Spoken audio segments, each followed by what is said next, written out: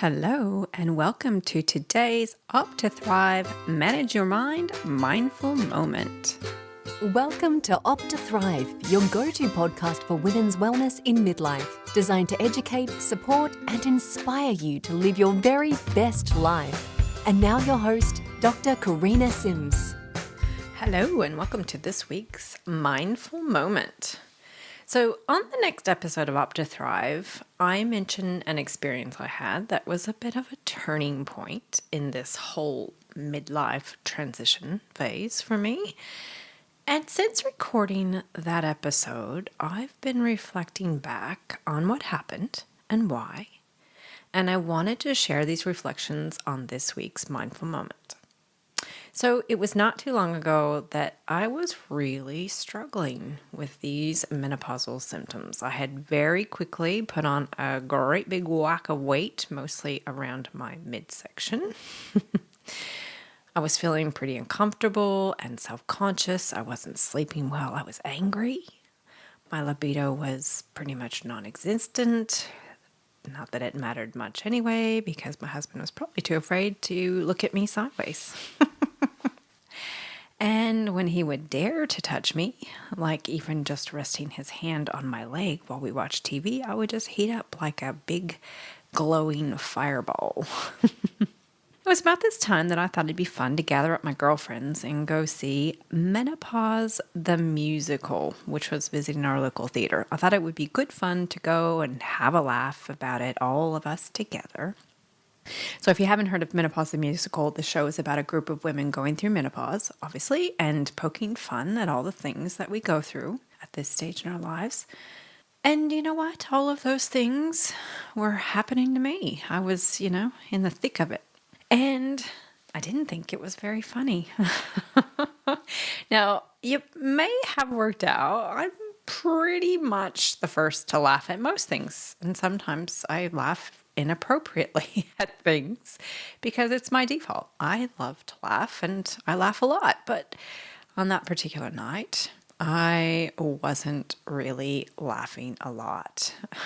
And you know what? Definitely, if I realize there isn't a heck of a lot I could do about something, my philosophy has always been I'd rather laugh than cry. But what I saw in this performance was a bunch of overweight, middle-aged women who were saying to me, you may as well just accept it. Accept it all and enjoy the snacking.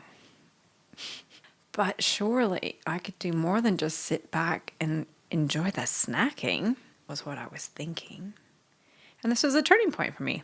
I was really quite surprised at the intense reaction I had to this show. I'm sure it was partly due to my hormonal derangement. My girlfriends all thought it was funny and enjoyed the show and seemed a bit surprised by my reaction.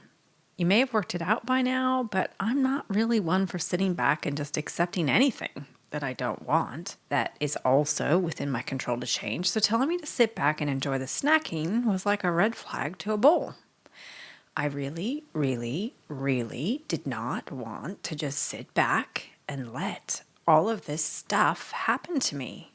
As a GP, I have the honor and the privilege of being involved in the lives of those that I provide care for many, many years. And I get to see firsthand where the road of apathy and surrender goes. Surely there was something I could do about this. And this is where good old cognitive dissonance comes in, because you may be wondering why I hadn't actually thought about this earlier. Well, that's what happens when you have cognitive dissonance. Cognitive dissonance is that really crappy feeling you feel when you know that you're doing something that isn't in line with your values or your beliefs. So you know smoking's bad for you, but you smoke. You value kindness, but you gossip. You believe exercise is good for you, but you don't exercise. So deep down, I knew there were things I could do about all of this that I wasn't doing. Instead, I was doing what we often do when we experience cognitive dissonance. I was rationalizing and justifying it. Oh, well, it's just menopause, just accept it. Minimizing it, it's not that bad. I can wear loose clothes that don't hug my muffin top. Ignoring it, pretending it wasn't happening. And for all the other times, I could drink it down with a nice Sauv Blanc. When I reflect on why my reaction was so different to that of my girlfriends, I know it was because I saw myself in those women, where my girlfriends did not. It's funny until the joke feels like it's on you. And that day, it was like someone was holding a mirror up for me. I'd been sitting back and enjoying the snacking with a can't beat it, may as well join 'em attitude. This production was making that nail pretty darn uncomfortable for me. Remember that nail the dog was laying on in episode 11? It was time to get up off that nail. I decided this road was not for me. Now, there's only two ways to fix the pain that comes with cognitive dissonance. You can either bring the belief or values in line with the action, or you can bring the action more in line with the belief or values. I chose to bring my actions in line with my beliefs and values.